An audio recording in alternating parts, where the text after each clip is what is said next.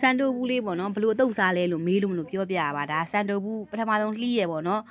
လှီးတာဘာလို့ပြအောင်ဒီတိုင်းလည်းလှီးတက်တာနဲ့မဟုတ်လှီးရနေရကြလဲဟိုမထူမပါလေးလှီးမှတာသူကအစင်ပြေမှလေးတရားကြီးထူသွားတော့လေအရသာအဲ့ထဲမှာမဝင်တော့ဘူးပြီးတော့စားရလဲဟိုစားလို့မကောင်းတော့ဘူးပေါ့နော်ကိုကတော့အစားတစ်လိုက်နဲ့မှဆိုစားလို့ကောင်းမှုပဲအဓိကလောက်တာမထူမပါလေးလှီးတော့လှလဲလှရဲစားတဲ့ခါကျတော့ဘာကြီးထဲ့လဲဆိုတော့အချိုမုံရယ်ကြက်တော့အဖြူအနီစီတက်ထားတာပေါ့နော်ဒါတော့အိမ်မှာအမတို့အိမ်မှာလှုပ်ရှားတဲ့နီးကိုပြတာပေါ့နော်ဟိုဒါစီတိုဘူးပါတယ်ပြီးတော့မက်လင်ချင်းအရီပါတယ်မက်လင်ချင်းတော့အမတို့အိမ်ကတိန်လုံးကြိုက်တာဟင်းချက်ထဲမှာလည်းထည့်သုံးတယ်ပြီးတော့ကျတော့စားရီပေါ့နော်ကြက်တော့ဖြူရယ်နန်းနန်းပင်ရယ်ပြီးတော့ကျတော့စားရထည့်ထားစားရီလေးထည့်ထားတယ်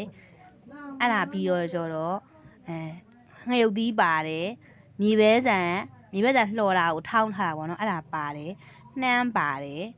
နှမ်းလှော်တာဟုတ်ပေါ့နော်အဲ့ဒါပါတယ်ပြီးတော့ကျတော့ပဲငံပြားကြီးပါတယ်အကုန်ပြီးသွားပြီဆိုရင်ရောပြီးတော့မှွေလိုက်တာပေါ့နော်ရောပြီးတော့စားလို့ရပါပြီဒါတော့အမတုတ်ထားတာပေါ့